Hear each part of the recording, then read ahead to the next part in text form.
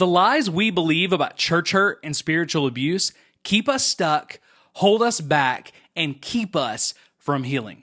In today's episode of the podcast, we're going to talk about and expose those common lies that we believe about church hurt and spiritual abuse. Some of those are lies that we've just told ourselves and come up with on our own, but others are lies that are peddled by pastors and church leaders. We've got to recognize them, and we've got to move on if we want to move into healing. And in this episode, we're also going to share with you a couple of partners who can help you take your next step in healing when you're ready. So if you're ready for this episode of the Church Disrupted podcast, let's go.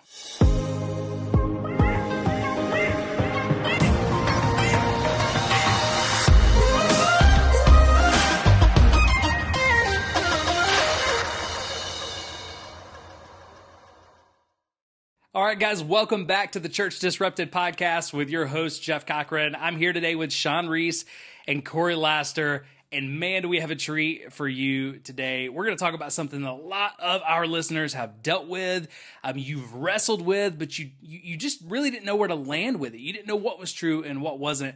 We're going to talk about the lies that we believe about spiritual abuse and church hurt. And we're going to talk a little bit about the difference between church hurt and spiritual abuse. Right. But we're mainly going to talk about those lies that we believe that keep us from healing. Going to be a fantastic episode. Thank you guys for joining us today. But hey, before we roll in, I want to thank every single person who's sharing stuff on social media. You're subscribing, you're watching the stuff, you're subscribing to YouTube, you're watching, listening, wherever, however. Thank you so much for your support. Want to give a shout out to our disruptors, our catalysts, our table flippers, everybody who's a part of this community.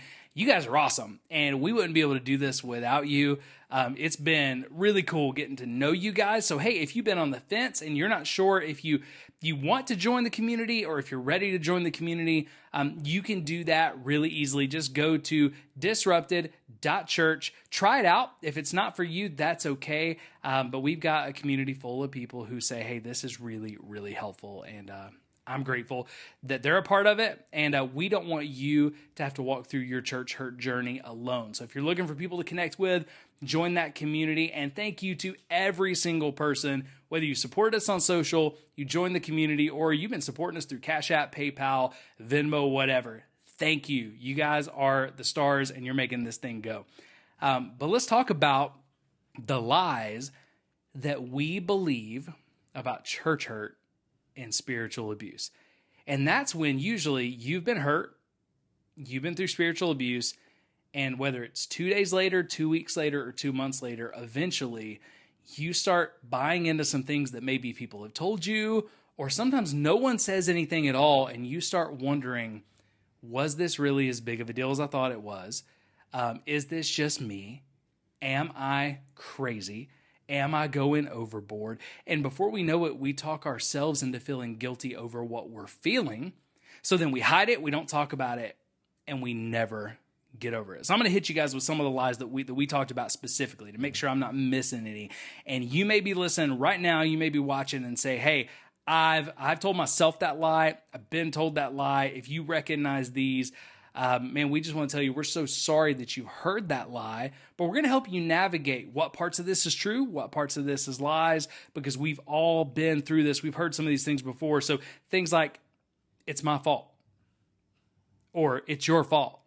Somebody said, hey, it's your fault, or it's my fault, so I can't really be mad about that hurt I went through. I can't really be mad about that abuse because it's my fault. It may be something like, hey, it's not a big deal, or not that big of a deal, or I should just get over it.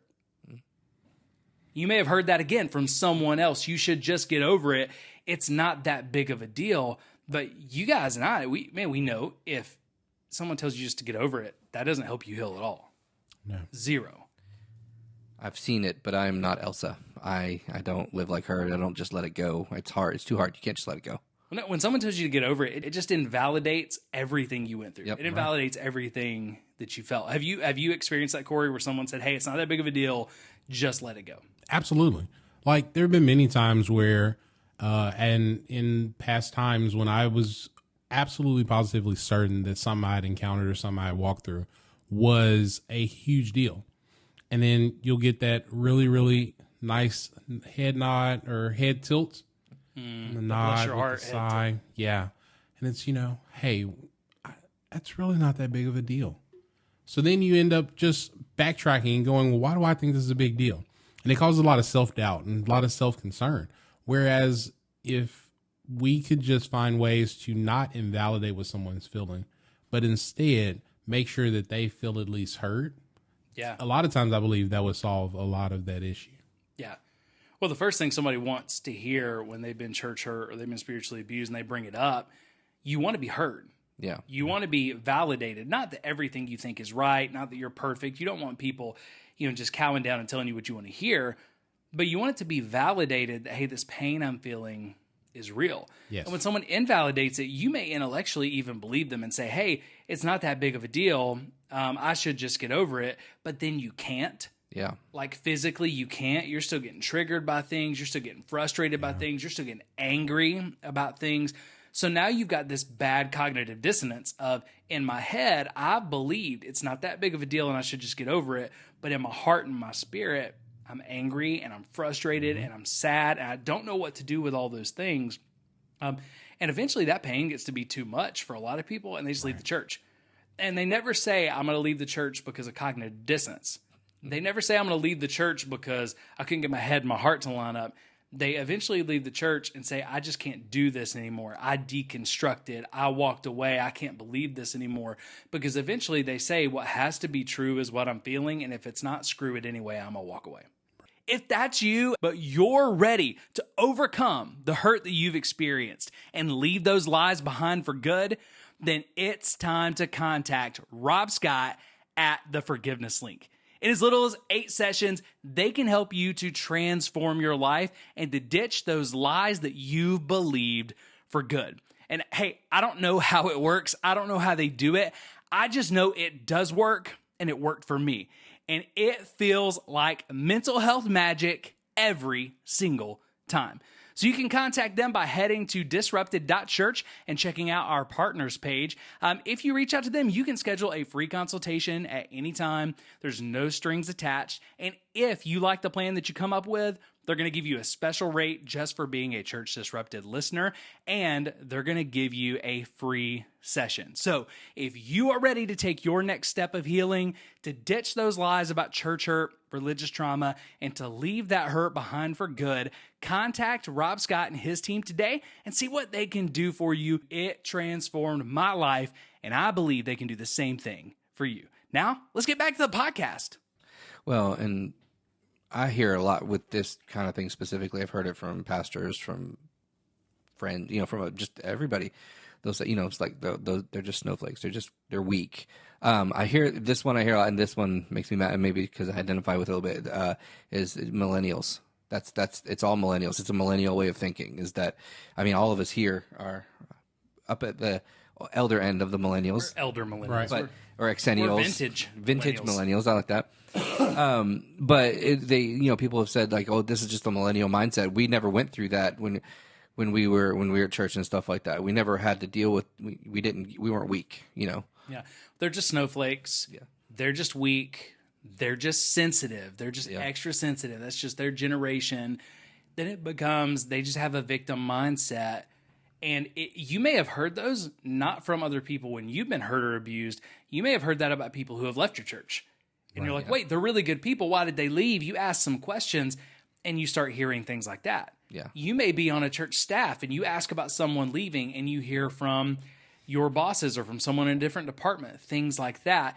If everybody who is leaving, or a lot of the bought-in people who have been, they've been serving, they've been giving. If a lot of the people who are leaving, they're leaving, and then the answer is, well, they're leaving because they couldn't handle it, or they're leaving because they're sensitive, or they're leaving, they just couldn't get out of their victim mindset, or they just couldn't get over this, that, or the other. If that's what you're hearing a lot, it's not all of those people. There's something systemic inside of your church that's causing it. And I don't say this to be mean to pastors today at all, but just to say, hey, what part are you playing in the church hurt that people are going through? Let's not even call it spiritual abuse yet. When people are leaving because their church hurt, they may have a role in it. Absolutely, I get it. But pastor, what role are you playing? What role is your church playing?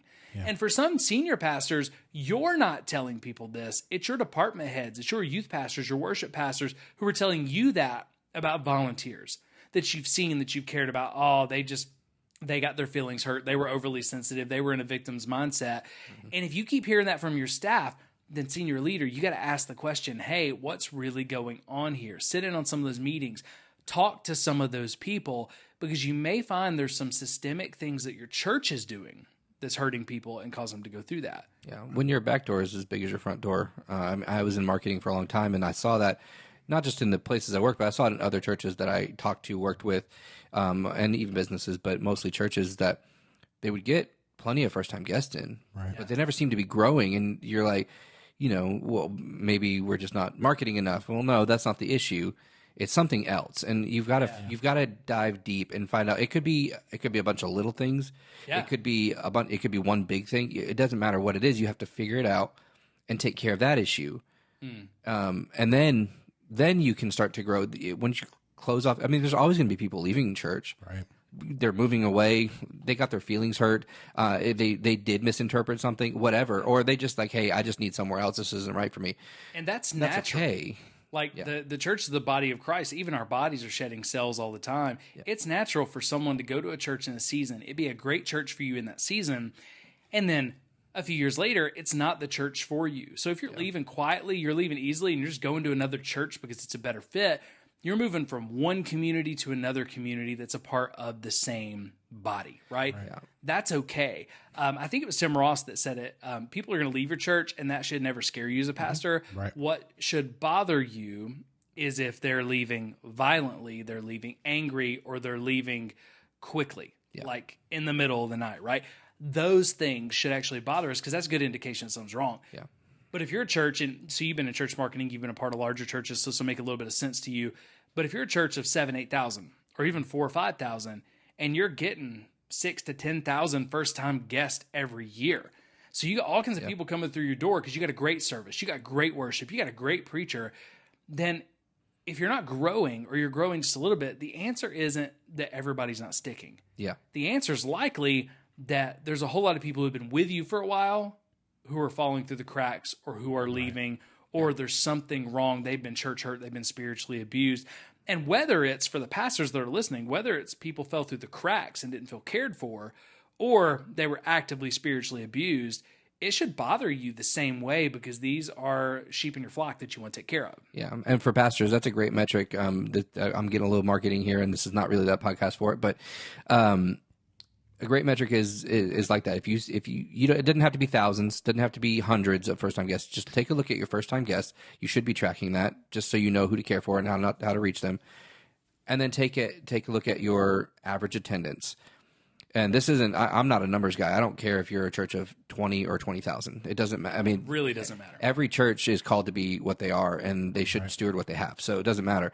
But if you're getting first time guests, and if you're getting 10 first time guests, and you're seeing 7 people leave, and that's the kind of the metric, then there's a big issue. The ratio, you got to look at the ratios. There's a big issue there, and you really need to be checking on that, like diving deep, like, okay, why did these people leave? Give them a call. I mean, if it's thousands, it's going to be difficult. Then that's when you get a different strategy, but talk to them. Talk to some of the people who left. Ask them why. Ask for open conversations with zero repercussions. Like, hey, if you hate me, tell me. I mean, that's fine. I'm not trying to get you to come back. Yeah. I'm just trying to find out, hey, why'd you leave? What can we learn from this? And how can we fix it? Like, because you may not come back, but I don't want this to happen to somebody else. And I'm sorry if we did this, and I'm sorry for that. I'm sorry that we hurt you, or that, or I'm sorry this wasn't the place for you, whatever it was, whatever the case is. And then say, I want to make sure that this doesn't happen again. Well, usually when people leave, they're not scared to have that conversation with the pastor who asks.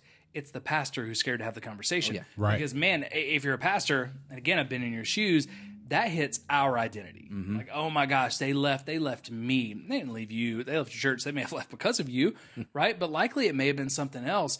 But if you can ask that question, most people are willing to tell you why they left if you ask, because they've gotten to a point where it was big enough to be worth them leaving. Right. Yeah. So it may have nothing to do with spiritual abuse, nothing to do with church hurt, but there's something that you can learn from it.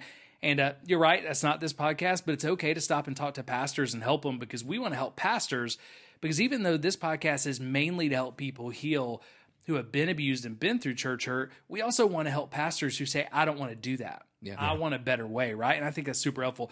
So one of my pastor friends, they actually worship at 4:30, something like that on Sunday night. So I never get to go. This past weekend, my wife and I got to go to his church. We got to check out his church. Smaller church, probably between 60 and 100 people on any given weekend. But we got to go to his church, and I love something that he said, because we were talking, earlier this week about some people who'd left his church. He was really close to. He was bummed that they had left. And they had gotten upset. He knew exactly why they'd gotten upset. He was trying to learn the lessons that he could learn from it and let go of the stuff that he couldn't, right? But it wasn't church hurt. It wasn't spiritual abuse. It was just, hey, we disagreed over something theologically, right? But as we're talking about it, he said something that was super powerful. I love it. And if more pastors would say stuff like this, dude, it would transform the church. He said this. He goes, Jeff, as I said, how are you? How are you doing with this? Because I know it hurts. And he said, well, we've made a commitment to bless people when they're coming and to bless them just as much when they're going. Yeah. Because when they leave us, they're not our enemy. Yeah. So we bless you when you're coming. We bless you when you're going. I'm going to miss that family, but they're an incredible family, incredible people for the kingdom of God. They're gifted. So we bless them as they go. And if we bless people as they come and they go, we'll always have enough people. If more pastors would talk like that, it would transform the landscape of the North American evangelical church. As so often, all you hear is when somebody leaves a church, a staff member or a person, if the church is small enough or they're at a level where the lead pastor feels it, so often they're the enemy. Like even if it's amicable, even if they're just like, hey, we're moving, it's so often like they're wrong. You may not talk bad about them if they're moving, but what you will do is you'll stop talking about them. Yeah, or to them. Yeah, it's like you scrub. It's like when you stop dating someone or you get a divorce and you scrub them from your social media. Yeah. It's like they didn't leave for a bad reason at all. They moved to another city, and it's all of a sudden like we forget that you exist. We've scrubbed you from all of our history. But if you leave for a bad reason, let's say you've been through church hurt, you've been through spiritual abuse, or you didn't move, especially if you're a staff member and you left the church just because you felt a call somewhere else. Again, a lot of leaders in the church take that personally. Like, oh, they left me, right? So it reminds me of the meme, and Sean, you sent this one to me. It wasn't even really a meme. It was a reel. But it was, I think, Christians who curse sometimes. Yeah. And the guy just pops up and he says, hey, if you go to a church that stops talking to everybody when they stop working at that church, then you go to a toxic church. Yeah. Right? Yeah. And that was it. But that's the truth. Yeah, It doesn't absolutely. mean it's an evil church, but it means it's a toxic church. Right. Toxic culture.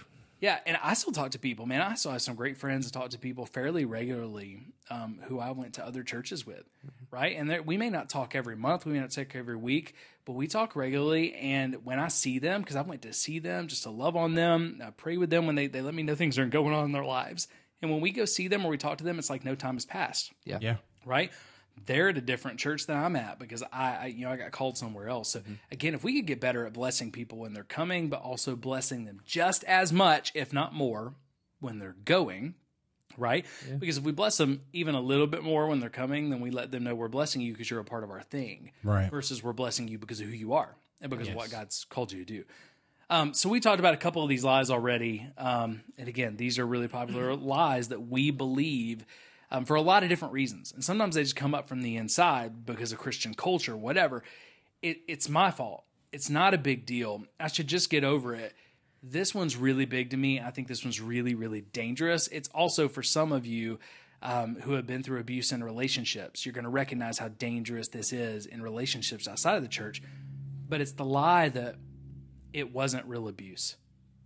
That's not real abuse. And especially with spiritual abuse, that's what that looks like. Because again, there's a difference between church hurt and spiritual abuse. Right. Church hurt takes on a lot of different forms. So church hurt could be as simple as someone who I thought I was closer to than I was. I felt like they were disloyal and they hurt my feelings. Yeah. They talked about me behind my back and it hurt my feelings.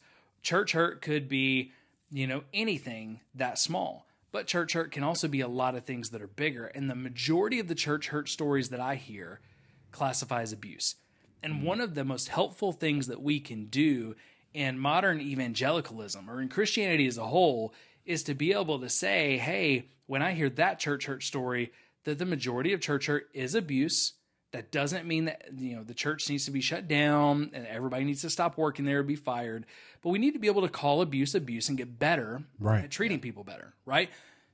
But spiritual abuse is almost always emotional abuse, or some people would call it psychological abuse. Okay? It's about manipulation. It's about exploitation. It's about control. Okay? Now, there are a whole lot of people who are in the church that they'll experience that. They know something's wrong. They know it doesn't look like Jesus. It's done a ton of damage to them. Yet when they even listen to us and hear about spiritual abuse, they have a hard time calling what they went through spiritual abuse, because they'll say, nobody hit me. Yeah. Nobody assaulted me. I don't have black eyes. I don't have bruises. And here's the big one. And it wasn't sexual abuse. Like, real abuse is like physical and sexual abuse. Yeah. So I don't know. I want to call it abuse because this wasn't real abuse. And it's the same thing as the woman in a battered relationship who stays with her narcissistic husband, right? Because she says, well, it's not real abuse. He's not hitting me. Yeah. Right? He's not hitting me. Yeah. He's not, forcing me to have sex and stuff like that. But I still wake up every day scared and terrified because the way he's talking to me, the way he's controlling me about what he could do, all those sort of things. Psychologists would tell us right now, and there are millions of data points on this now.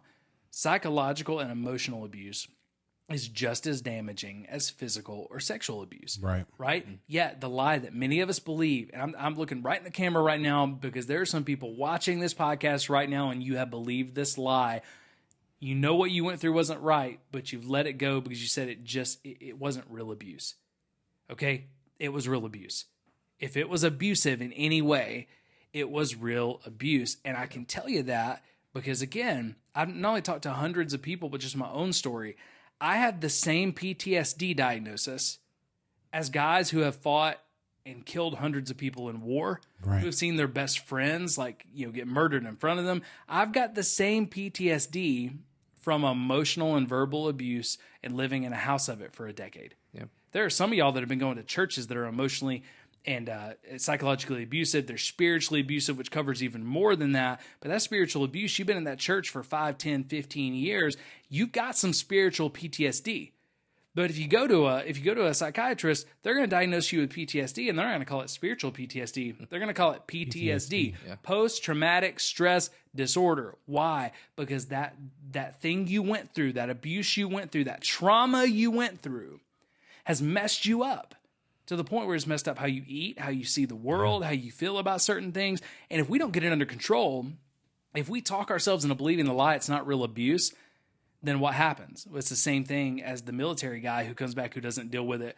All of a sudden, something triggers you. It could be fireworks. It could be loud noises. It could be anything else. And you turn into someone you're not, and you're hurting people. Right. Yeah. A lot of times, we end up abusing other people because we haven't dealt with our abuse and we don't recognize our triggers. If you're ready to take your healing into your own hands, but you're not quite sure about something as intensive as therapy or the forgiveness link, then East Tennessee Mentorship may be a great fit for you. The team at East Tennessee Mentorship, they get church hurt. They get spiritual abuse, but better than that, they get you. These are real people who not only know what you're going through, but they're going to get in the foxhole with you and walk with you at your own pace to help you become your best self and to help you live a life free from the baggage and trauma that's been holding you back. I trust Dustin and his team to the max, and guys, I can't recommend them enough. So please, no matter what you're going through, if you are going through church hurt, you're going through religious trauma, I don't want you to stay stuck in that hurt. So please take a step and talk to the East Tennessee Mentorship Association today. It may be the best decision that you've ever made, but it also may be the day you look back on is the first day of the rest of your life. And I mean it. These guys are incredibly helpful. So head on over to disrupted.church and check out the partner tab for more info on how to connect with the East Tennessee Mentorship Association.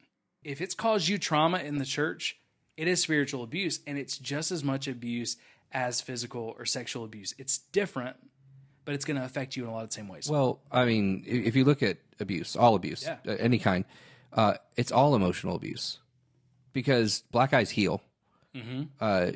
Sexual assaults, the repercussions of that, they'll heal. But what stays? It's the emotional effect of that. Right. That's what Yeah. PTSD. It's PTSD isn't. I mean, it has physical effects, but it's not like a gunshot wound. It's all emotional, and so I would even say basically it's hidden abuse. Emotional abuse is abuse that you cannot see the physical effects of. So you might feel it, and nobody will ever know because you're not displaying any outward signs of it, but inward, it's tearing you up. It's the same thing of maybe you can feel it, it's affecting you, right? But you don't know where it came from, or it's affecting you, where it came from, but you can't prove it. Yeah. Right. How many people are in abusive marriages, abusive relationships, and they can't prove it because there aren't black eyes, Right. because there isn't forced sexual activity, right? It's just one of those deals of I can't prove the way they talk to me. Then they end up taking their life, or they end up, just dealing with it and staying in it and become a shell of themselves. Yeah. Right. It's one of the reasons, there's many reasons, but it's one of the reasons why a lot of women in emotionally or physically abusive relationships stay, right? Because they talk themselves into believing these lies. Well, it's not that big of a deal. Well, part of it was my fault. Well, it could have been worse. It's not as big of abuse or real abuse as what I've seen other people go through. So then they keep coming back and coming back and coming back. And every time they come back, it gets harder to leave. Yeah. Right. And I watched my mom go through that. I watched my mom go through years of, I think I'm going to leave. I think I'm going to leave. And then she wouldn't leave. I think I'm going to leave. I think I'm going to leave. And then she wouldn't leave. She finally left. And then during the divorce process, while she left, my own father breaks in and tries to kill her. Right. At minimum, just beats the living daylights out of her. Right. And now he's in prison because of it. And I don't say that to bring you on to my messy family. I don't say that to make you feel bad for me, but I say that of that's a story that I know, but it happens with women everywhere all the stinking time of they stay in abusive relationships where they're in danger because they start believing these lies. I remember as all that was unfolding with your family, all the things that, you and I would discuss in dealing with your family and all the messiness that is. And I distinctly remember hearing in those conversations things that I had in the back of my memory from other women who were in not as severe situations, but that were in emotional abuse. And I distinctly remember times when I'd be like, hey, listen, you're still being abused. And they would have that same argument, the same argument that a lot of us have dealt with when we're dealing with emotional abuse. They are like, hey, it's not that bad. It's minor. I can get over this. Nothing's really happened. Mm-hmm. I'm uncomfortable, but I don't have to be as bothered by it because I know that it'll be okay. And I can't tell anyone else about this. There's nowhere for me to go. Where else would I go? It'll make my spouse look bad. Right. So all those conversations really it was really revelational to me because you'd see the same thing over and over and over from different people who have no type of contact with one another. And then as over the last years, as I've been walking with other people who had other types of abuse or been exposed to different abuses, that's the same way. It's every time. It's not that big of a deal. But they do so great for these other people. But this is publicly, it's amazing. Yeah. And every single time. A lot of times those abusive spouses look great on the outside. They're well known in the community. They're well thought of. They're charismatic, right? And yeah, but what ends up happening is you end up with a person who is no longer able to do the things God's called them to. And that's one of the concerns with spiritual abuse. We don't want people who are being spiritually abused because they become a shell of who they were. God is destined for each one of us to have a very specific impact in the kingdom. And if we allow ourselves to be abused to a point where we have no desire to be effective for the kingdom, then Satan wins because of that loss. Yeah. And I think it's important when we're talking about that stuff, man, like even with my mom and so many other women who are in abusive situations, it's not that big of a deal until it's a huge deal. Right. Same thing in church. We think, oh, it's just minor church hurts. It's just minor spiritual abuses by leadership until one day it becomes a huge deal. It's on the news and you find out the hundreds, if not thousands of people have been through the same thing because it grew, because abusers get bolder every time they get to do that. Right. Yeah. But beyond even the abuse, maybe it's not abuse, right? But it is deep church hurt and that's okay. for you to say, okay, well, if it's not abuse, it's deep church hurt. And, Right. and here's some things that aren't church hurt. Let's just be really clear for our audience, okay?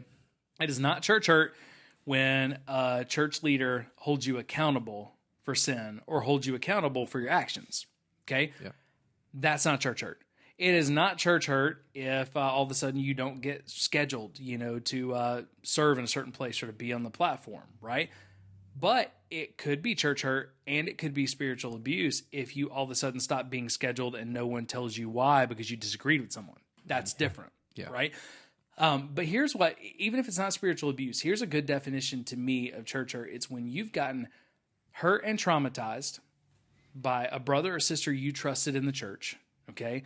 By someone that you trusted in the church, and it wasn't your fault. It wasn't just accountability. It wasn't something like that. Now, you can have church hurt where the other person's not an abuser at all. It just things weren't handled well, and you still need to talk about it. You still need to heal, right? When you start having those church hurts that happen regularly, or they happen as retaliation, or they're happening from people in power, that's when it becomes spiritual abuse on the low level. And if we leave that unchecked, that's where we get into all the stuff documentaries are being made about, all the news stories that you're seeing, pastors falling one after another. And then you have, again, thousands of people who leave the church who weren't even abused or a part of it just because they see that and they say, I don't want to be a part of the church. Right. So it's very important that we talk about these things early, outside the church and inside the church, personally, but also corporately. Like that we stop minimizing church hurt. Right? Because I did a search the other day. You guys will appreciate this. I was just doing a search through YouTube and looking at different YouTube videos and YouTube shorts about church hurt. And 85% of them, if not a little bit more, were pastors who were basically making people feel guilty if they've ever went through church hurt, said they were church hurt, struggled to go to church because of church hurt. And it's all things like, hey, well, if you left the church because of church hurt, then you weren't saved to begin with. Right. Or, hey, hurt people hurt people. The church is always going to be full of people who are sinful and people who are broken. Church hurt is just par for the course. And if you leave that, then you're missing out on this, right? And then some of them would get really bad. Some of them were just hateful, right? There was only one pastor that I found in probably 200 of those videos that said, you know what? I'm so sorry that the church hurt you. Yeah. And leaving the church altogether is probably not helpful for you, right? But again, it's important for us to personally talk about this to heal. It's important for us to corporately talk about this so our churches can get better, because we're not going to fulfill the mission Jesus gave us. We're not going to be the light of the world, the salt of the earth. We're not going to love people with the love of Christ if we can't have these discussions. Mm-hmm. So if we're scared to have these discussions, at best, it's just not going to get fixed. And at worst, it's going to turn into something that makes our skin crawl later on. I think it's important to also remember that all these people who've been church hurt, that all those videos are addressing, those are all people that God still loves. 100%. So if God has called all these pastors to shepherd his sheep, then there's someone who's called to minister to those persons. Mm-hmm. So every time someone falls away from the flock because of church hurt, that's some pastor, some shepherd, some person in leadership's failure to make sure that they're taking care of those people. Yeah, I think there's a scripture that when the one for the 99, when Jesus, he doesn't go after the one, he just yells at them and say, "Hey, this is all your fault. You got yourself into the mess. You ran away. You shouldn't have done that." First Heresy, chapter 13. I think so. Yeah. No, man, we forget that these are real people. Yeah. These are someone's husband, someone's wife, someone's kid, right? But more than anything, that's God's kid. That's someone that God died for. That's someone that Jesus died on the cross for. If we believe that, we have to treat people better. Pastors, church leaders, we cannot say we love Jesus and treat people like dog doo-doo. We can't do it. We can't say we love Jesus and treat people like they're expendable. Okay, Jesus actually, man, he's talking about it, or in 1 John, John's talking about it, and he says, how can you say that you love God who you can't see if you don't love your brother who you can see? Mm-hmm. Yeah. Period. Right? It should bother us when people are hurt, even if it's all their fault, and All right, guys, we're back after some really unexpected technical difficulties. As you saw on the screen, the temperature on all of the cameras apparently in the world got too high.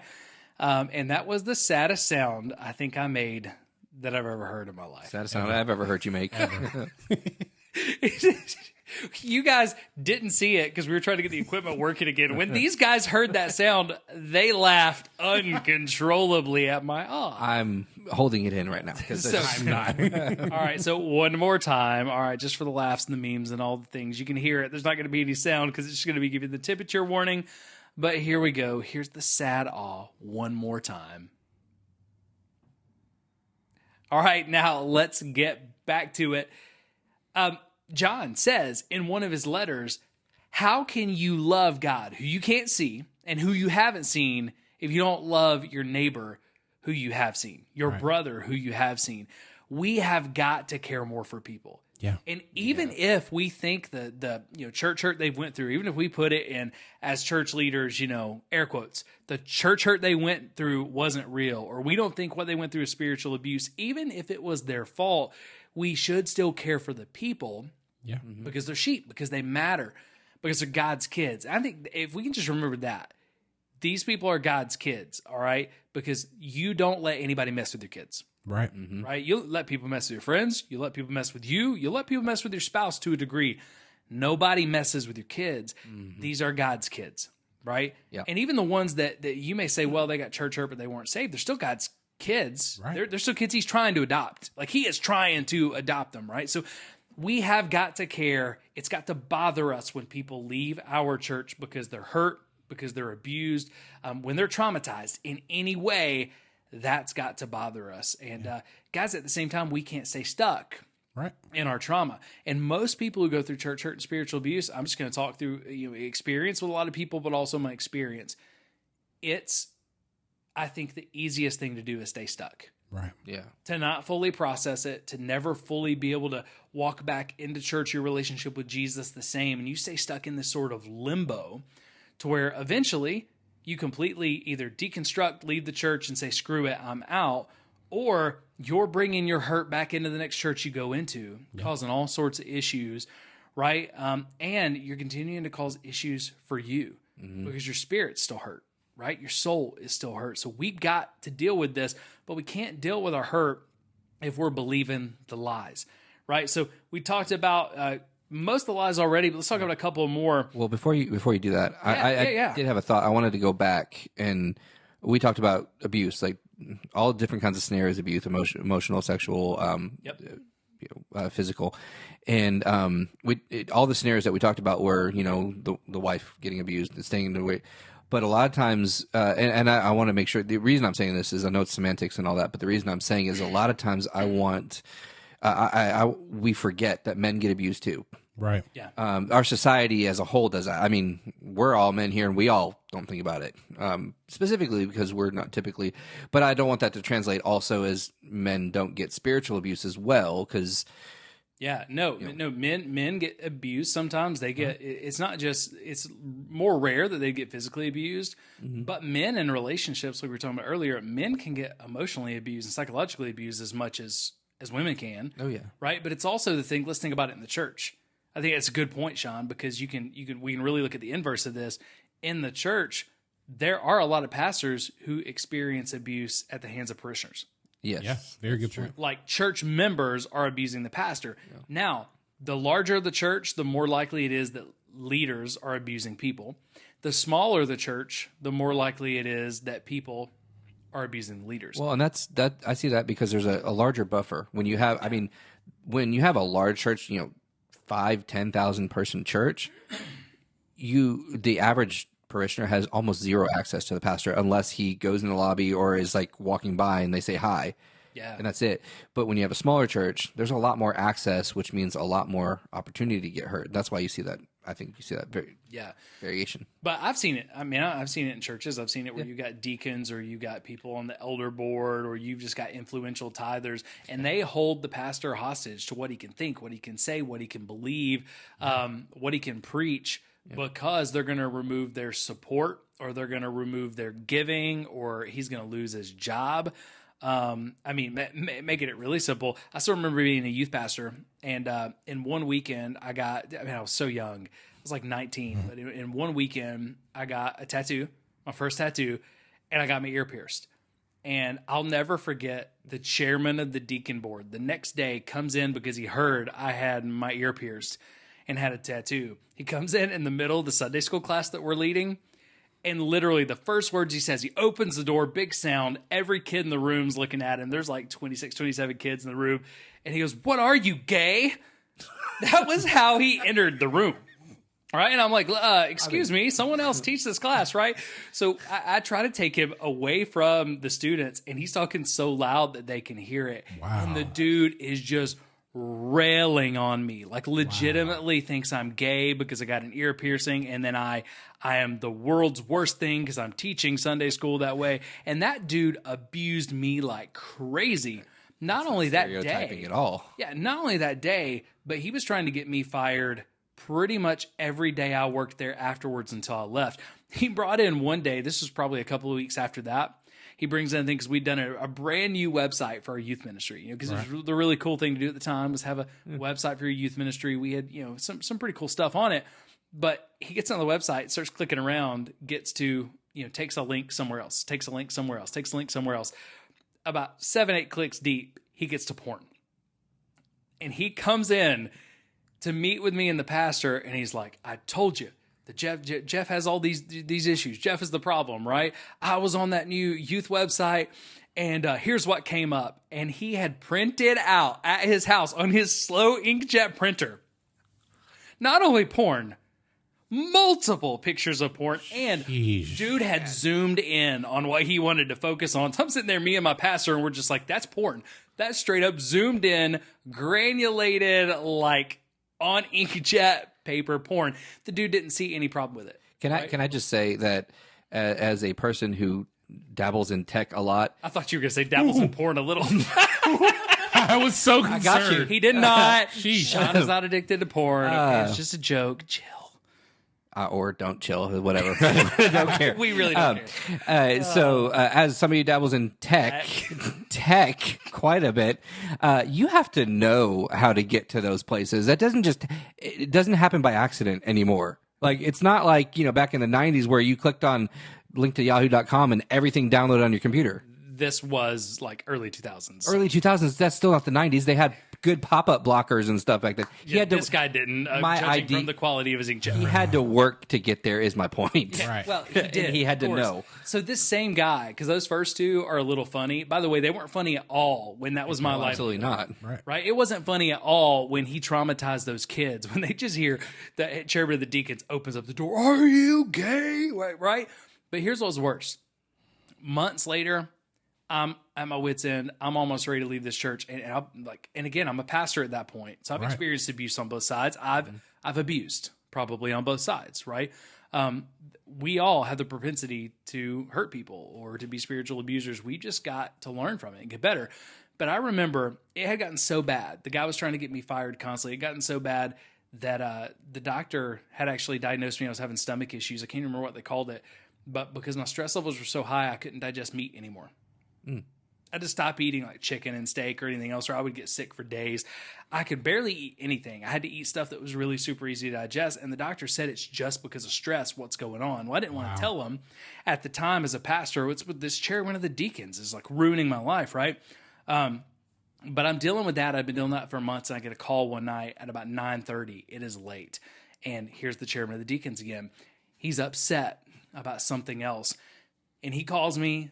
I'm in our kitchen talking to him. My wife's in our living room, and he's so loud that it's not on speaker, and she can hear as he starts cussing me up one side and down the other. And I mean, I'm not just like little cusses, like big cusses, like F-bombs, GDs.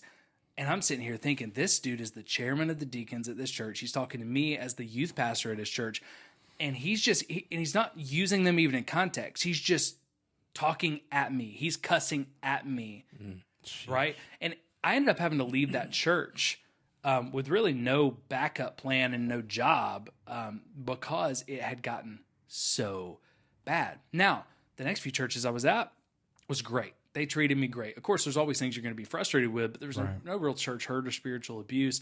But I say that just as another example of abuse goes both ways in all of these situations, right? So, and if we're not careful, once we get abused and once we get church hurt, we will hurt and we will abuse. And I'm going to tell you, it's hard to pastor someone who has been abused and hasn't healed. Yeah. Because no matter how much a pastor tries to love you and care for you, or how much another church leader or just a brother or sister tries to love you or care for you, it's going to be really difficult, if not impossible, for you to receive that if you're not healing or if you haven't been healed, which is it's why we're talking about these lies today, because it is going to hurt you and everybody around you if you stay stuck in that unhealed state. We can't take away your trauma. We can't take away your hurt. But what we can do is we can say, hey, you don't have to stay in that traumatized state, in that hurt place. There's a better way. And we want you to experience a better part of life. We want you to be able to, again, not move on. We want you to be able to move forward. But we talked about a ton of these lies already. So let's recap a little bit. Lies we believe: it's my fault. It's not that big of a deal. I should just get over it. It's not real abuse. Here's a big one. They were just trying to do the godly thing. When someone hurts us in the church that we have respect for or we have a relationship with, it is really hard to call it out, and it's really hard to talk about it because we don't want to make that person look bad. Yeah. Right? And again, when we're in the church, you got to think about it. We got relationships with these people. Sometimes the people who abuse us or hurt us most are the ones we were closest to. Right. So you got that swinging through your head. Well, they're really a good person. They haven't done this a ton of time. We've got history. We got time in. I know they love Jesus. They were just trying to do the godly thing. Now, here's the problem with that. That is true. So let's hold that again in one hand, right? That's true. What is also true is it's really hard when you're trying to do the godly thing to treat people like trash. Yeah.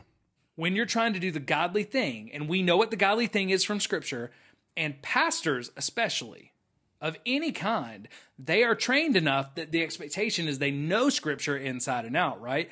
So it's hard to do the godly thing and turn someone away from God at the same time. Yes. That usually means it's not that they were trying to do the godly thing. Here's the truth, just a little bit different, but it goes from lie to truth.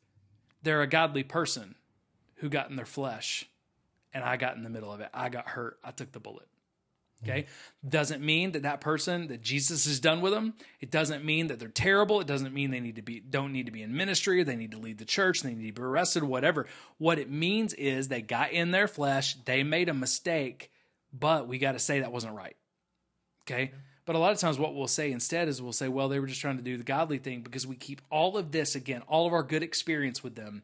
And we say, well, if we've had all these good experiences with them, then it must be impossible to have a bad experience with them. Right. So right behind me over here, I've got a couple of copies of different books that I've written. And I've said this on another podcast, but I think this is a good time to really talk about it. I remember sitting with a group of elders trying to bring church discipline against a pastor. And one of the reasons why they refused to listen to anything I said was because they opened my book and they said, well, we read a book you published a few years ago, and here are all the nice, loving things you said about this pastor. You know, here are great things you said about this pastor. So you can't really, we have a hard time believing that this person could be spiritually abusive and causing all these issues after you said this. It sounds like you just got mad and you got bitter, right? Right. And I had to have the same conversation with them. No, like it is those things I wrote at his best. These are all true. At his best, he's one of the most loving leaders I've ever had. At his best, he's an incredible man of God. And at the same time, he's mistreating people. Not just him, but the culture, the system's mistreating people. And hundreds of people are leaving, it feels like a month, who are broken and hurt. And staff has hemorrhaged and all of these things. These abusive behaviors still happen. Both can be true. At his best, this is who this person is. And I've got a lot of history with this person. They're my friend. I love them. And I still to this day pray for them every day. And what they did was wrong. And until they repent and own up to it, I can't stand idly by and say nothing, because it doesn't look like Jesus and it's very abusive, right? The goal of saying something is to help that person before it gets irredeemable, right? But again, a lot of us, we buy into that lie. They're just trying to do the godly thing. They're a godly person. And if we get to the truth, they are at their best a godly person. I've had good experiences with them, right? But once we get past that line, we realize two things can be true. You can still call a foul, right? So let's go to the basketball analogy. I love playing basketball with that person. We hoop all the time. We've been playing one-on-one for years. We've been playing 3-on-3 for years. We've been playing on Sundays, whatever. And they just body check me so hard, I want to knock their teeth out. Both are true, right? Right. That happens. It happens. I love my kids, right? Love my kids. And I love to hang out with my kids. My boys are hilarious. Yeah. Like, they're a blast. And at times, I want to throw things at them. I can't believe the stuff they do. Both can be true, right? It doesn't mean that I don't love them if I discipline them or say, hey, that doesn't fly. We've got to be able to do more of that in the church. Right. I still love this person. I still respect this person. They're still a good person. And what they're doing is not right. On the flip side of that, though, you have people who have become pastors for various different reasons. Not all of them spiritual. Some of them became pastors simply because they shared the last name of their mother or father. Daddy was a preacher, so I'm a preacher. And some of them have become pastors because it's an easy way to pseudo fame. Mm-hmm. If you're a good enough actor. I'm not. This is not. By and large, I don't think this is like an overabundance of people, but it happens. I've seen it. You see it happen. Well, if you're charismatic, if you can speak well, if you can pull at emotional heartstrings, then you could be very successful as a pastor, even if you were an atheist, if you could hide it. And I've grown up in churches and gone. Well, I've grown up in a church, gone to churches, and all kinds of things where people tend to put pastors on pedestals. Oh, yeah. And so, and even denominations, like specific denominations, put a higher emphasis on the pastor on the pedestal than others. And so when people are in that denomination, they can go to a church that they've never been to before and automatically say that pastor did nothing wrong, defend him because of the pedestal that he's inherently on, because of the position. Because the pastor's on a pedestal, I have to honor them. And honor means I always protect them and say before I know anything, right, they didn't do wrong. Here's the dangerous part of that, right? And I know what you're talking about, right? Because by and large, and I'm not poking at any denomination specifically, but by and large, the more charismatic the denomination, the higher the pedestal and the higher the honor culture. Right. There's a ton of good that comes with that, right? Yeah. Here's the danger. The higher the pedestal, the farther they fall when it finally comes out. Yeah. Right? The lower the pedestal, the quicker you get to the issue before it grows, right? But when it grows too deep, man, it's a scandal that will rock an entire denomination all at once. Well, and most of the churches that you see these documentaries coming out of it, and not all of them are documentaries. Some of them are just like really well-known pastors that they're not necessarily documentaries, but they're in the news. They're scandals that they've done things, and most of these pastors were on pedestals. I mean, they were pastors of huge congregations and stuff like that. So they were put on a pedestal just because they were so, that is that pseudo fame I'm talking about. Mm-hmm. It's that they're put up there. And so people will automatically see them as that. Mm-hmm. And some of them are toxic people. Not necessarily the ones, I don't know any of the ones in the documentaries personally. Can't say that. But there are pastors out there who are toxic people in general, and they get there to manipulate people and because they can have some sort of power. And so we have to also recognize that there are going to be pastors like that who people will say, well, they just tried to do the godly thing when they had no intention of doing the godly thing. Yeah. Well, there are plenty of pastors who they don't know any of their sheep and they don't really pastor or shepherd at all because they live in a green room.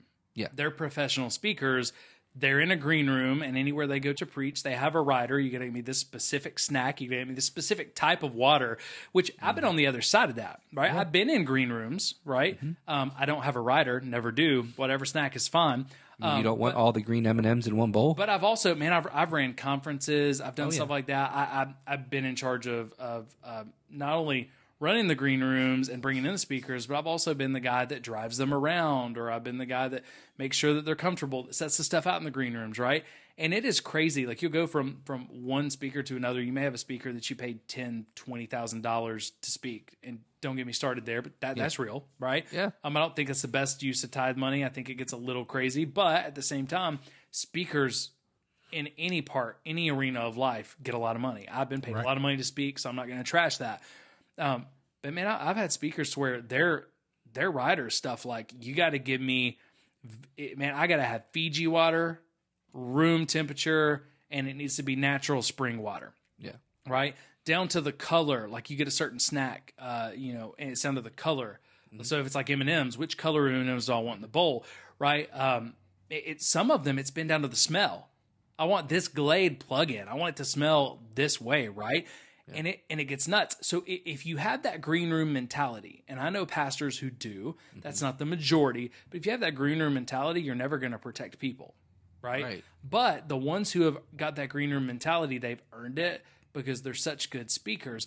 They preached in a way that it's deeply impacted people. So if you're in a denomination or a tradition where you're really high honor, high pedestal, and that person has preached some messages that have changed your life. Maybe you were thinking about taking your life. You're thinking about committing suicide, and they gave a message, and it changed your life. You had a brand new lease on life, right? Well, it's going to be really hard when someone brings something out that they did to say, oh, they might have done something. Because no, that person's made such an impact in your life. Your first response is, no, they couldn't have done that. Right. No, that can't be true, right? And you start taking up for them. Yeah. So here's another one of the lies, though. I think this is a big one. Maybe I'm crazy, or I'm just blowing this out of proportion. Yeah. Maybe I'm crazy, or I'm just blowing this out of proportion. Have y'all felt that one before? I think I've said that one before. I mean, to be candid, you say that we've done that. When I was a younger youth pastor, I had a lot of very strong opinions that I grew up with them. It's not that I studied them for myself or I had them for myself. It's just I took them on. And so I would say, hey, that's not a big deal. You're blowing this out of proportion. You're making this more than it needs to be. Mm-hmm. I mean, I used all of them at once. You need to let it go. Yeah. It all blends together. But as I've gotten older and wiser and understand the nuances and been through, and I think that's, you've been through life. I've been through life. I've had church hurt. I've had church abuse, spiritual abuse, all that happened to me. Now I can see it. And I think, I'm not happy about it, and I hope people can learn from it, but I think God used it because now I can see it. I'm a lot softer to it. I would never say that again because I may not understand what you're going through, but I've been there. So well, again, you spiritually abuse people on accident. Yeah. Right. And a lot of people will get spiritually abused on accident. Mm-hmm. Again, if we can just learn from it, it's not the end of the world. Yeah. If we don't learn from it, we're going to keep doing it. But I maybe I'm crazy. I'm just blowing this out of proportion. I remember, the only time I've really had to go public with the church, I went public in kind of two phases. I went public one with I shared an NDA publicly and said I was asked to sign this NDA and I don't think it has a place in the church. Mm-hmm. I stand by that. Okay, we're on a mission. We're going to start a nonprofit. We're not there yet, but as soon as we can, we're going to start a nonprofit, and we're on a mission through that nonprofit. We're going to end the use of NDAs in the church, period. They don't belong in the church. An NDA, a non-disparagement, non-disclosure agreement, has zero place in the church. And if you go to a church that uses NDAs, that is a toxic church, and they either need to stop using NDAs or you need to leave that church.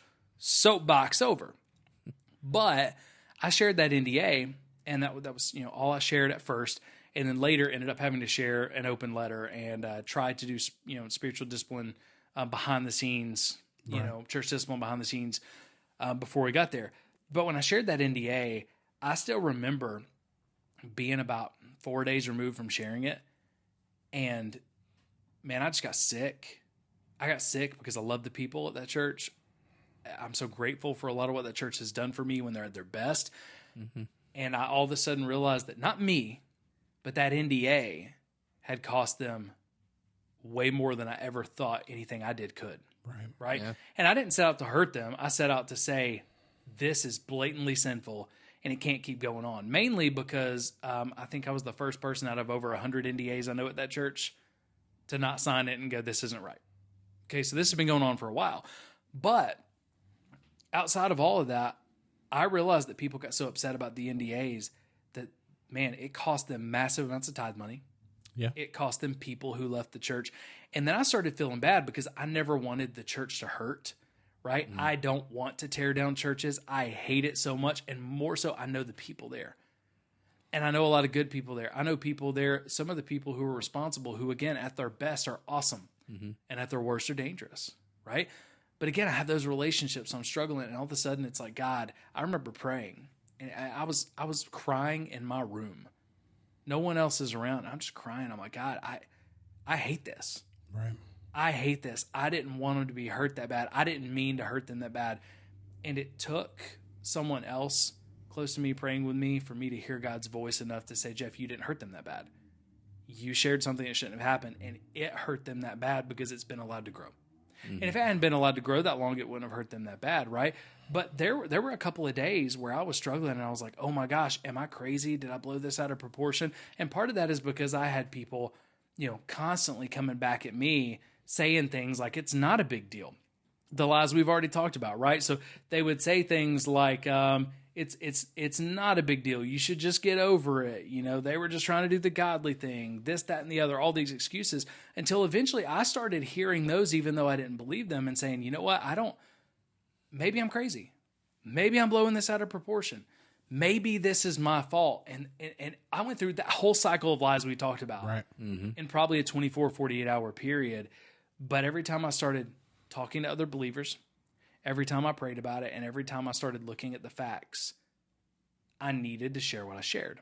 Yeah. Mm-hmm. Right? I didn't hurt them. Their behavior hurt them. What hurt them was when it came to light. Right? And it was heavily abusive behavior. Since then, I've heard enough stories about the NDAs and to know I would have been sinful if I didn't share. Yeah. Right? But it doesn't matter how blatant the abuse is. It's easy to buy into those lies. And guys, this is something I think is important for you to know in that healing process. Even when you know these are lies, they will still hurt. Yeah. I was sick 4 days because I hated seeing people I love hurt. I hated seeing the church hurt. I hated seeing the black eye that it was getting, but I also knew it was the right thing to do. So outside of the I'm crazy, I'm blowing this out of proportion, we buy into this lie. Telling the truth, telling anybody won't matter anyway. Mm-hmm. Nobody will believe me. It's just going to keep happening. All I'm going to do is make people mad at me. All I'm going to do is paint a target on my back. Telling the truth won't matter anyway, so I'll just keep it to myself. Hey, why'd you leave that church? Just difference of opinion. And on the inside, you're broken, right? Or you don't say anything. Hey, why'd you leave that church? Well, I just, I felt called to a different church. Yeah. Right? Hey, why don't you believe in Jesus anymore?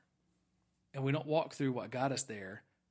You say something like, well, I just deconstructed and I can't believe in that, when really the truth is, no, I just got so hurt I can't be around it. And it wasn't Jesus. It's the church and people who call themselves by his name. But we never talk about it, right? And I think that hurts as much as anything. When we believe that telling the truth won't matter anyway, then we hide it. And when we hide it, not only does it not heal, because what's hidden can't heal, when we hide it, the trauma actually gets worse. Mm-hmm. The trauma gets deeper into your soul, right? Because unresolved trauma, it's an issue. It's going to cause triggers that you don't realize. So here's what I've come to the conclusion of. There are many of our listeners and many people who have been church hurt or will be church hurt, will be spiritually abused, that they're never supposed to go public about it. Right. And it may be minor, it may be medium, it may even be big, but they're not supposed to go public about it. But telling the truth will always make a difference, because telling the truth will always help you.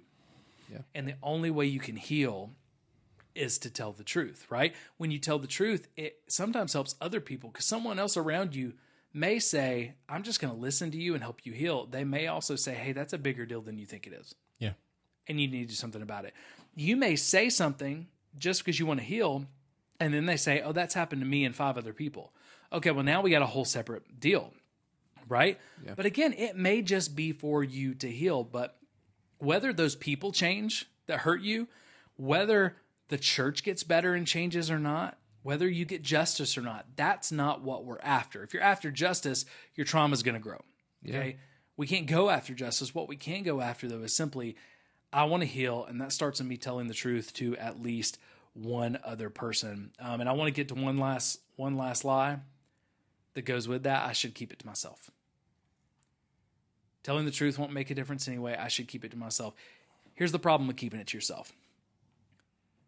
When we don't tell people what happened and we don't process it out loud with other people in community, there is zero chance we're going to heal. Mm-hmm. When we don't process it and heal in community, we are going to keep it. It is going to grow. It's going to tear you apart from the inside. We have to walk through trauma, heavy trauma like this, with other people. That may be one other person. That may be one trusted friend. That may be your therapist. But it starts with, if you keep it inside, you're going to be absolutely broken, right? And we all believe in therapy. Yes. We all believe in talking to friends, right? And I'm not talking about gossip. I'm not talking about complaining. I'm talking about, hey, I'm hurting. Here's what happened. I need to get this out and I need to process it. Right. I need wisdom. I need people around me, right? Yeah. And it's not just one conversation. It's going to take more, because you if you've been severely church hurt, spiritually abused, you're going to be hurting for years, if not decades. Yes. Right? You don't go from I'm hurting to now I'm healed. No, you go from I'm hurting to I'm healing. Right? Yeah. Mm-hmm. And it's a process until one day you look up and this doesn't control you anymore. Right? But here's the thing. We talked about this before the episode started. I think it's important that we say it. There's a paradox to healing that is going to make a lot of us uncomfortable. You're watching, you're listening, a lot of us, this is going to make you uncomfortable. It's okay. But the best place to go to heal from church hurt and spiritual abuse is the church. Yep. Yeah. The best place to go to heal from church hurt and spiritual abuse is the church, because that is the type of community that is designed for healing, that Jesus designed for us to be able to share our deepest hurts, to be heard, to be given wisdom. Right now, here's why this makes us uncomfortable. Because we think when we hear that, right, then if the best place to go for healing is to go to the church, then do I have to go to the same organization that hurt me? No, absolutely don't. The place that hurt you, the place where you got hurt, the people who hurt you, that is not the place or people you need to go to for healing, right? But bigger than that, the church has never been an organization. Right. Church literally means, in the New Testament, the word ecclesia, it means gathering, right? It's people. It's God's people gathered together. So you may be, for your healing, you may need to go to a biblical counselor and a close Christian friend. Right. And you need to just be able, somewhere where you're going to be listened to, where you're going to be heard deeply, someone who loved you, and you can find that healing. Maybe that's the first step for you. But for a lot of us, we need more than that. We need actual community. 3, 4, 5, 6, 7 people. I'm not talking huge, but that's why support groups are so powerful. Yes. That's why therapists do as much group therapy as they do individual therapy, because we heal best in community. And the best community to heal in is the church. So you may not be ready to go back to church, but you may need to go to the church, to people of the church, to heal. That may look like breakfast at 7 a.m. and having a Bible study on Tuesday mornings with a couple of your Christian friends where you can talk and you can get prayer, right? It may mean something like this, being around the kitchen table with a few trusted Christian friends, right? It may mean going to, a worship night at a church, not a service, just a worship night, and then having dinner afterwards where you're talking about it. Mm-hmm. I don't know. It may mean joining something like our community. And you may, low level, talking about it is enough that you can join as a disruptor. But that's why we do our table groups. Right. Our table groups at the table flipper level, the whole reason we do this, and this is not a sales pitch, the whole reason we do table groups is because we want to provide a table where people can come to, virtual or real, where you can get a community of people who aren't going to trash your church. They may not have even known you before this, but they're going to love you. They're going to listen to you. They're going to share wisdom. And their only aim is that we heal together. Right. That's the church, right? Mm-hmm. For others, you may just need to go to a different church. And if you're where you can, go. If you're where you can't, don't force it. If you've been traumatized in the church, don't force it. God understands where you're at. I believe that. There are people who are going to disagree with me and think, Jeff, you're speaking on God's behalf and you shouldn't. I just think that God cares where his kids are at. And if you're too hurt to walk into the organization of the church, that's fine. Go to other people, the church. But if you can, sometimes another church is all you need to fix it. The most dangerous thing we can do when we're walking through trauma, though, is to say it doesn't matter who I tell. I should just keep it to myself and stay isolated. Because if you don't tell people what happened, it is going to wreck your life. And it's going to wreck your life for decades to come. I think it's super important for us to also take a moment and acknowledge that while we're saying that you need to be around other people so that you can heal, no one has said that you have to be healed to be around other people. We need to make sure that we are in a process of healing. So if that means that all I got is to be able to sit over in the corner and you guys can talk about Jesus, then for a season, that may be what I need. There was a season in my life where you guys did a lot more talking about Jesus than I did. I was just present. There have been seasons in my life where there have been other men of God who've been better equipped to do that walking than I was in that time, and have literally sat and I've been like, hey, here's where I'm at. And it's never been a shunning. It's usually been, cool, well, we're glad you're here. And it doesn't matter that I'm not at the same place as someone else is. What matters is that I'm at a place where I'm willing and able to start that journey. I read something recently, or I read something recently, and the guy was saying essentially that God didn't call us to be perfect; He called us to be progressing. Mm-hmm. So what that looks like for some people is making it up in your mind. You're going to get 1% better. Yeah, 1% is a very small number. If I get 1% on the test, the teacher's going to really be concerned. Mm-hmm. But if I'm every day striving to do 1% better than I did the last time, so that may mean today I get up and I call a brother or a sister in Christ. I'm like, hey, I don't know what's happening. I'm really not cool with what's happening or where I'm at. I don't want to talk about the church. I don't want to talk about Jesus. Yes. Can we go get lunch? Yeah. Yeah. And that's a positive step. Sure is. Right? Maybe the next day or the next week it's, hey, can I call you and let's talk for 15 minutes? Mm-hmm. Just on the phone. Can I text you? Hey, I'm struggling today. Right? It's being able to accept when someone says I'm praying for you, right? Yeah. Later on, it may be going to church with them. It may be going to a Bible study. It may be, man, your next step at some point may just be, I'm going to go to this house and hang out with a bunch of people who are believers, and I'm going to let them talk about Jesus without letting it turn my stomach. Yeah. I'm not going to have to say anything. You may not be ready to tell your story at all yet. You're just around them, because I think you being around, there were times where just you being around the community was what you needed. 100%. And there were times where I wasn't going to push you to talk about anything you didn't want to talk about. I was just, Corey, I want you to be around. Yeah. That's it. Let's just let's hang out. We're not going to stop talking about Jesus, right? Because you're hurt, but we're not going to force you to talk about Jesus yet. Mm-hmm. We're not going to stop talking about the church, but we're not going to force you to talk about the church. And we're not going to tell you something's wrong with you because you're not where we're at. Yeah. Right? Yeah. That's community. I wrote this down. Actually typed it in a note when I first had the idea for this podcast, and it got confirmed. I had a friend, I've told the story on the podcast, said, hey, God's calling you to extend your table to thousands of others. And probably about 12 hours after that, I wrote this down. Defend the faith, defend people, but don't gossip out loud. Mm-hmm. And that's what healing is in the community. It's, I'm fighting for my healing, right? Or I'm fighting for someone else's healing. Okay, we're going to fight for their healing. We're going to fight for their faith. I'm going to fight for my healing. I'm going to fight for my faith. But at the same time, I'm not going to gossip out loud. That's not about gossiping. It's not about complaining, right? But it is about healing. So there's a difference in grieving. This is what happened and it hurt me. There's a difference in that. And every time you get together with other believers, you're talking about that person who hurt you. Right. And how big of a dirtbag they are, right? There's a difference in those things. Yeah. There are times where we'll talk about hurts when it's been a hard week. We'll talk about hurts that have come up. We'll talk about triggers without talking about the people. Yeah. Right? Because that's not the point. So I think there's a big difference there. But Corey, I'm actually thinking about this. If you're comfortable, and of course not name names, we probably got about 12, 15 minutes left. But you went through church hurt years ago, and you basically saw some stuff that was bothering you. You can get as far into this or as general as you want. You saw some stuff that you didn't feel like was right, was kind of abusive to other people. It wasn't about you. It was about other people, some stuff that kind of scared you for people that you were leading. You didn't feel comfortable talking to the leader in question, so you went to his leader to say, hey, can we put a conversation together, right? Trying to follow Matthew 18 as close as you could. Yeah.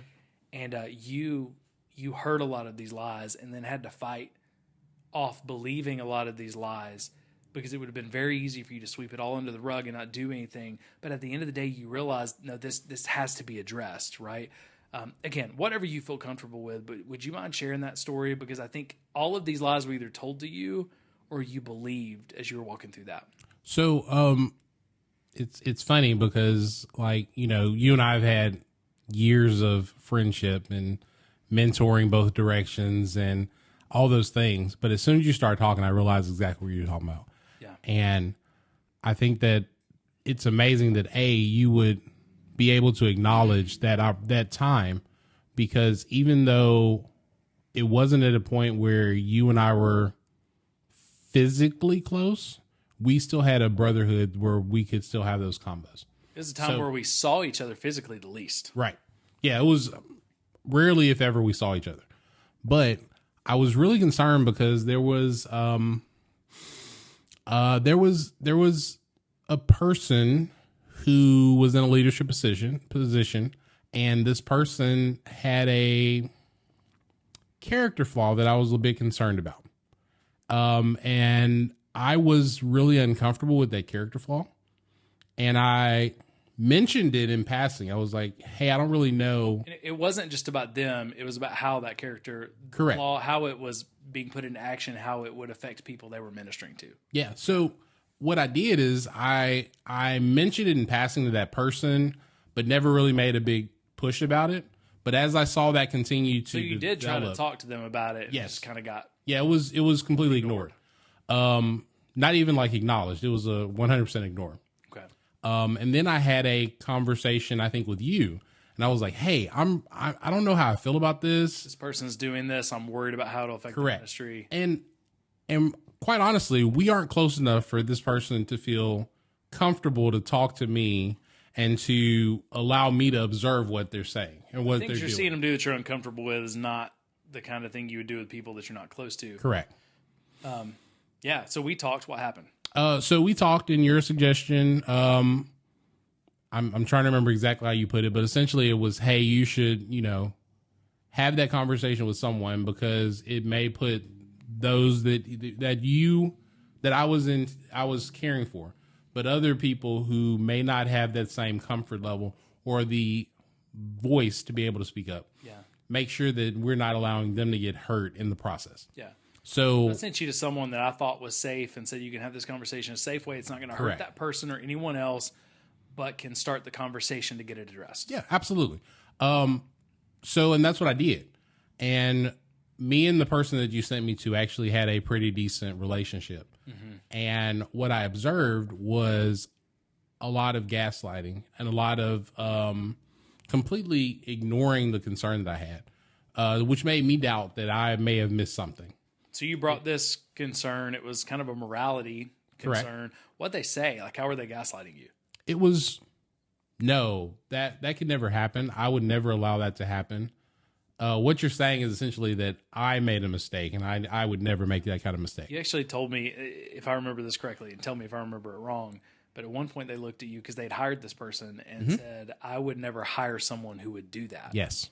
So they dismissed your concern completely for no other reason than, like, Because it was attacking their identity. correct. How could I have hired someone to do this? So instead of asking the question, is it possible?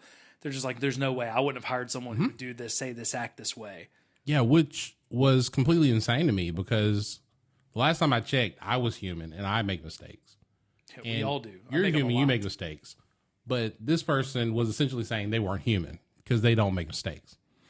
Which, And because they vouched for this person, that person couldn't possibly correct. made a mistake. Absolutely. Which, for me personally, made me really doubt what I knew I had observed. Was that the whole conversation of telling you why it couldn't have happened? It was a less than 5-minute conversation. So it wasn't even a, hey, let's sit down and talk. This was a, hey, we're in motion. Wow.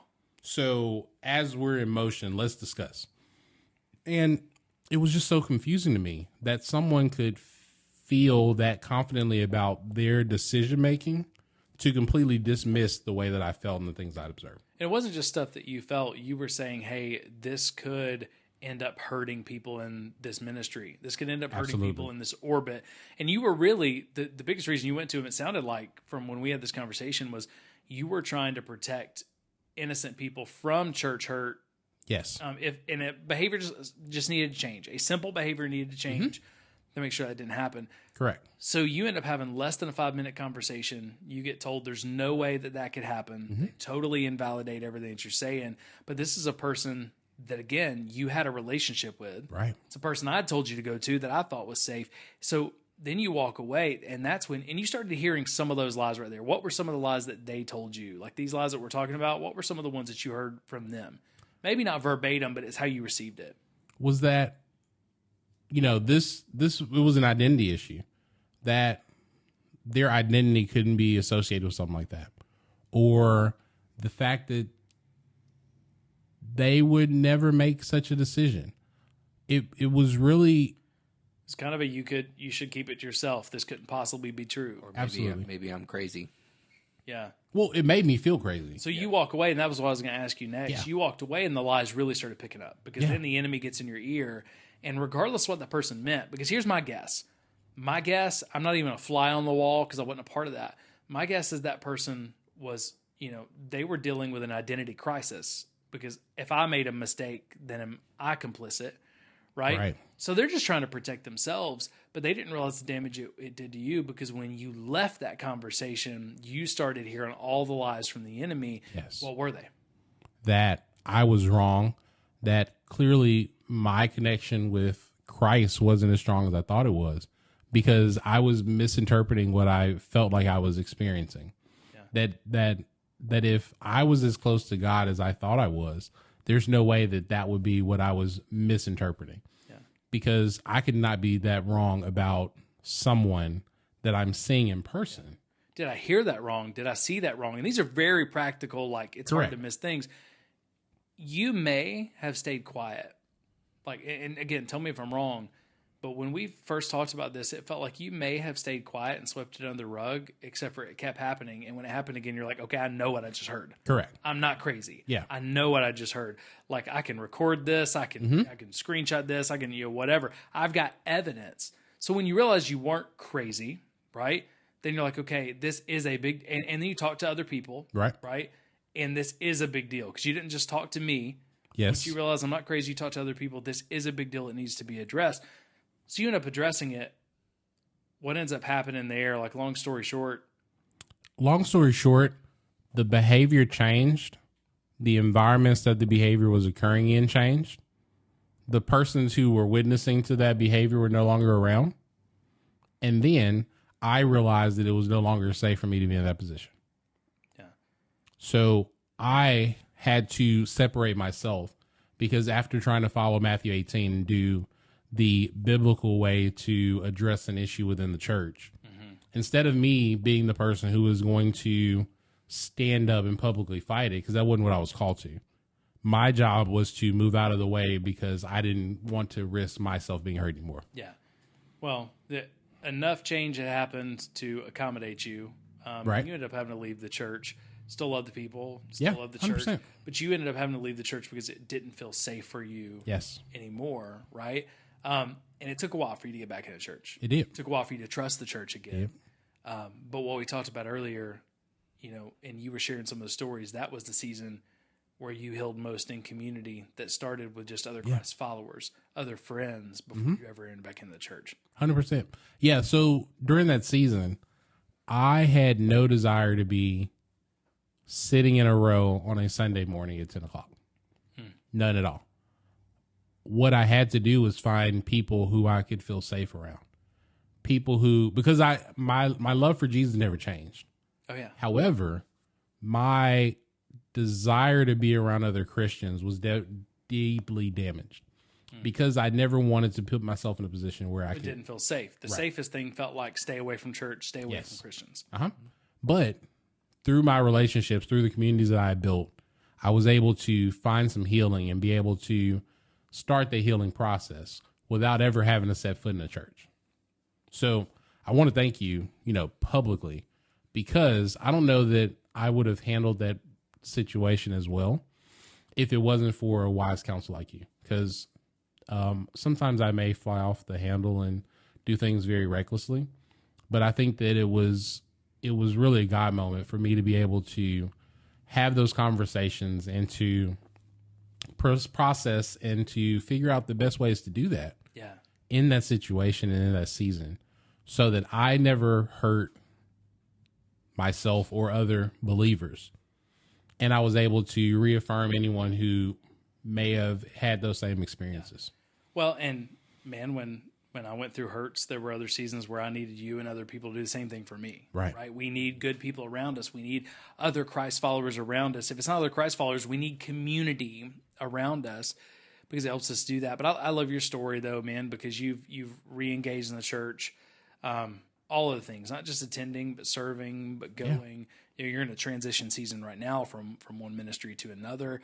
But God has really restored a lot of those pieces of your heart, and you've been able to help people in a unique way because it's hard to help other people heal from church hurt to the same degree if you've never been through it. Right. It's hard to help people heal from spiritual abuse if you've never been through it.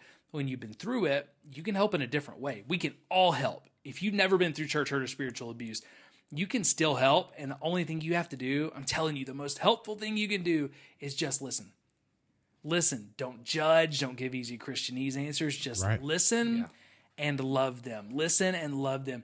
You will make a bigger difference than you could ever imagine. At the same time, those of us that have been through extensive church hurt and spiritual abuse, we can help people heal at a different level. Correct. Right? And you've been able to walk some people through some really deep hurts. I mean, honestly, so honesty is expected in this podcast. You recently were telling me you've had to help someone walk through church hurt that I caused. Yeah. You had to help someone walk through spiritual abuse that I was the perpetrator of. Yeah. And they know that you're close to me, right? But they know you've been through church hurt, and you were able to not only help them through it, but you were able to come back and go, hey, Jeff, you did this, and I don't think you realize you did this. Right. Right?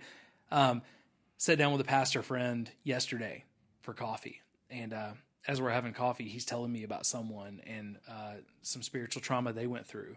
And as he's telling me the story, right? Like basically, gets pregnant, ends up getting kicked out of youth ministry, worship ministry, church where they're at. And as they're telling the story, I realize the year they got hurt and the ministry they got hurt in was the year I was leading that ministry. Or at least it could have been. It's really close on the line. So I had to go back and I'd say, hey, I don't remember that. I don't think I did that. But if I did that, that was totally wrong. Right. That was a foul. And I said, hey, can you go talk to that person and just ask them? And if it was me, would you ask them if I can apologize? Like, I am so sorry if I did that. It may be me, right? Right. And I think that's a part of once we've been through church hurt and spiritual abuse, we get softer to it. And we see it in a different way all the way around. So I thought it was incredibly cool that pastor was kind of in the middle of that. And then you've also been in the middle of that with me. So as I say all this, we're on this podcast and I'm hosting this podcast. I'm not perfect. And as a pastor, I have hurt a lot of people, right? Our goal is to defend people, defend the faith, and to put an end to spiritual abuse or to limit spiritual abuse and church hurt as much as possible. We want to help other pastors get better. We want to help you heal. And the only way that you're going to heal is in community. Right. So, hey, you may not be able to go back to the organization of the church right now. You may not be able to go to a church, a physical location, but don't throw out the baby with the bathwater. Don't throw out church completely, because the best place to go to heal from spiritual abuse and church hurt is the church. Right. It's God's people. So, guys, as we're wrapping up, it's about that time. This is going to be like the shortest podcast we've had, even with the technical difficulties. But this was going to be a shorter one the whole way around. We talked about these lies. We talked about healing in community. Yeah. And again, if you don't have a community, reach out to me. Even if we need to scholarship you, if you can't afford to be a part of a table group, if we have to scholarship you, let me know. We're going to do anything we can to help you heal. Your healing matters. We don't want you to stay stuck in that. And if we can't do that, we're going to try to find some people we can connect you with. But find a community, whether it's ours or another one. Find a community where you can heal.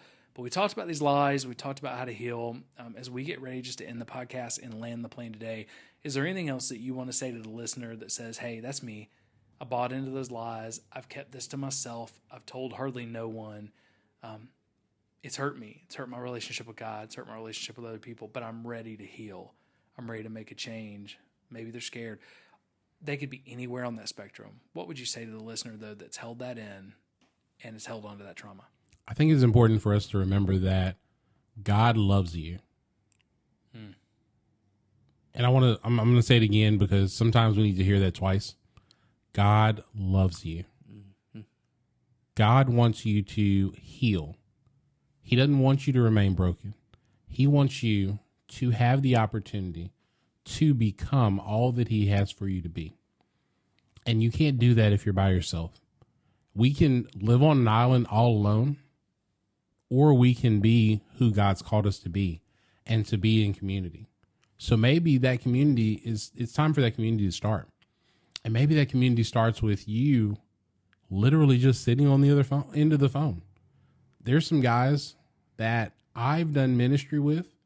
There's some guys that I've mentored. There's some guys that all they do is from time to time when they're feeling heavy, they'll call me and we'll sit on the phone in silence. It doesn't matter what the step is, but don't miss the opportunity to take a step. We want this podcast to be a place for you to find where those steps are. So if you need to take that step, take it. If you need to find a Christ-centered organization or a Christ-centered person, find that person. And it doesn't matter how many steps you take. It doesn't matter how big or how small the step is. Just take a step. And if you'll take a step one day at a time or 1 week at a time, eventually you're going to look up and you're going to be in awe of the healing that you've experienced. And you're going to be in awe of the joy you found back in life. Yeah. Sean, anything you have to add? Not sure I want to follow that. But, I'll just say this. One of the most healing things that I've ever done, also one of the hardest things I've ever done. I mean, I was talking before the podcast that community's the biggest thing, getting community. That's been huge for me. But personally, something I did in my own time that really haven't told anybody else about. And it's probably something that I'm thinking it's a kind of a dumb moment, but is pray for the people that hurt you. One of the best way I found to forgive them is if you're praying for them and you're asking God to release them of the, like Jesus did on the cross, forgive them because they don't know what they do. Yeah. When you're doing that, that releases something in you. And I found that to be the best and biggest healing that I've done is the moments that I pray individually for the specific people that have hurt me, and then for the organizations that have hurt me, for praying for that God would bring them back to what they are meant to be. Yeah. And once you do that, it's hard to hold on to anger and bitterness against them. I mean, it doesn't mean that your hurt is invalid or that it's all gone or that God won't do something. Because along with that, I always pray that God would change them so they don't continue this on other people, that he would do whatever it takes to stop this from happening to somebody else as well. But leave it up to him and let go of it, because I know we talked about not letting go, but like let it go to him. Like not just let it go and be like, well, it's all okay. But you let it go to God. There's a difference in letting it go like I'm running away from it, right? And simply not holding onto it tight. Right. Releasing it means it may still be in my hands, but I'm not, got a death grip on this that is going to make me bleed. Yeah. And I totally agree, man. It's one of the most powerful things that God has used in my healing. And I prayed for, I think, every day this week, some of the people who have hurt me the most. Mm-hmm. Pray for those churches. Pray for those churches because I know, man, they're going to get upset sometimes over this podcast and other things and this, that, or the other. Praying for people who, have said really tough things and they've said really tough things that have hurt me in this process, right? Who weren't abusers. They've just, they've really judged what was going on. But I'll also say this. If you're not ready for that step, that's okay. Mm-hmm. Okay. I didn't do that immediately. Praying for the people who hurt you is really hard. Yeah. Jesus said to do it, but you know what? If you're not ready, that's okay. So I don't want you to think in any way we're just like throwing Christianese at you. Pray for the people who hurt you, because you may say, Jeff, I can't pray. I'm struggling to pray. And man, there's going to be some people who I know roast me online over this. I am a pastor. I pray all of those things. I believe this is the best thing for you to do. But there have been times where I have hurt so bad over church hurt and spiritual abuse, it's been really difficult to pray. And God was okay with that. Okay. Is that what God wants? No. But God didn't stop pursuing me because I had a hard time praying. So we believe one of the most healing things you can do is pray for the people who hurt you. But if you're not ready for that, that's okay. And I think God gets that. Take it at your own pace. Take one step at a time. And guys, we'll get there. I love you men so much. We went through very difficult hurts, most of us at different times. Yeah. And the way we're able to talk about all these things now some of the things we talk about decades ago. Yeah. Right. It's powerful, and it's so cool to watch how much healing you guys have experienced. I don't want it to stay at this table. Man, I Right. want it to go to every person who's watching. I want it to go to every person who's listening. And for pastors who are watching, I hope you learned something. Pastors, church leaders, I hope you learned something. Sometimes the most powerful thing you can do is when someone's been church hurt or they feel like they've been spiritually abused, whether you agree or not. Sometimes the most powerful thing you can do, same thing we told people earlier, listen to them without judgment. Listen all the way through without trying to give them an answer or an excuse, and love them. And when we do that, when we will listen deeply and we will love well, man, it's one of the most healing things that we can do for somebody else. That is a gift. So, guys, we love you.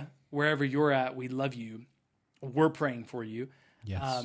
And if there's any way we can serve you through the Church Disrupted community or just any of us as individuals, we would love to do that. You don't have to hurt alone.